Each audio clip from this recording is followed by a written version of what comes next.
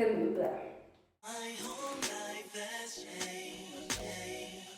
Hi my loves, and welcome back to my channel. If you are a new subscriber, welcome. My name is B, and if you're a returning subscriber, hi my babe. So today we're cooking.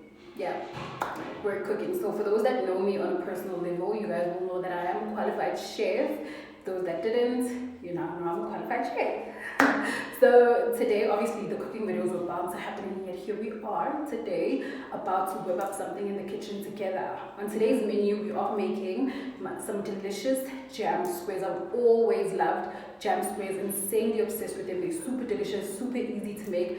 Literally 7 ingredients that I can guarantee you already have in your pantry. So you might just want to whip this up as soon as you watch this video. So yeah, let's jump into it. So first things first, you're going to take your softened 200 grams of margarine or butter. You're going to pour it into your bowl. Next, you're going to pour in half a cup or 125 milliliters of sugar. And you're just going to quickly combine those 2 ingredients until you have a paste like this. And really quickly, you guys, I just realized I made a mistake. So after adding your sugar and your butter, you need to add in your egg and vanilla essence and then your dry ingredients. Firstly, you're going to need 2.5 cups of plain flour. You're going to grab a 1.5 teaspoons of baking powder, and you're just going to sieve that into your wet ingredients. Next, you're going to put in your egg, some vanilla essence. So it's 1 egg and a teaspoon of vanilla essence. Using a wooden spoon, I couldn't find one, but using your wooden spoon, you're just going to gently want to combine all your dry and wet ingredients together until it forms the dough. Once you have a dough like this, you can just go in with your hands. Just make sure your hands are washed and clean. You can go in with your hands just to mix all the ingredients together perfectly to form a really nice and smooth dough.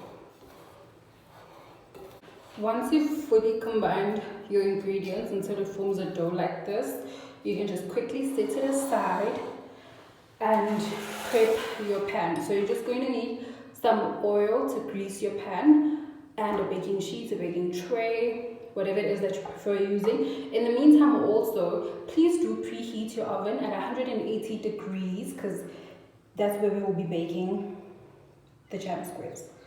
So you're just going to generously pour a little bit of cooking oil in there just to make sure nothing sticks. You could use a brush, you could use your hands, you could use some parchment paper to do this for you, just as long as your pan is greased fully.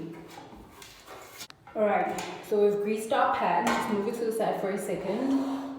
Back to our dough. So you're just going to want to cut this into almost like 3/4, just slightly bigger than 3/4 though. And you're going to take the big part and you're going to just press it into your pan. Once you've pressed your dough into your pan, you're going to want to grab a fork and you're just going to poke some holes into the dough.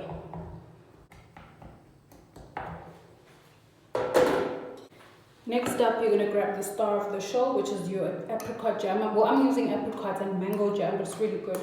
You're going to pour your jam onto the cookie dough and you're going to spread it out evenly. Also, just try to avoid having any jam on the outer corners because it will seep out and it will just become a sticky mess. Finally, you're going to grab the leftover dough. Just gonna break it into half. You're gonna grab your leftover dough, preferably just put it in the fridge so it firms up a little bit. However, I do just want to bake mine quickly so you guys can see what it looks like before it gets dark. You're going to grab your dough and your grater and you're just going to grate it all over the jam just so it covers the jam real nicely.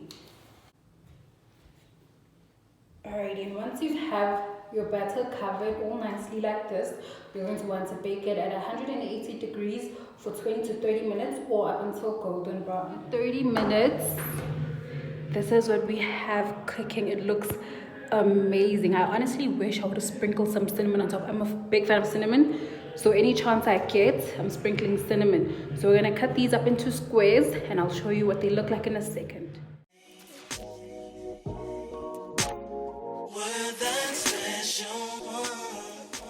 And that, my loves, is how you make a fresh batch of jam squares. So a quick tip on how you can store them to last longer. You can put them in an airtight container. It will be fresh for up to 3 days. However, if you do not want to bake the whole batch, for example, if you live by yourself and you just want a quick little snack, once you've put your batter into your tray, you can freeze it for up to 3 months. And if you want to bake them, you can just remove them from the freezer, let them thaw for like 30 minutes, and then you can just pop them in the oven and bake. But yeah, let me know how that goes. If you guys do decide to try the recipe, please do let me know how that went, if you liked it, if you didn't like it, and if you have any recommendations or suggestions for recipes that you'd like me to try out, comment down below, let me know. How you make a fresh batch of alright, okay, so to what do you say? To what, my babe? To what? You can't say to contain. And that, my loves, I got it. Like, where you got it. My whole life has changed.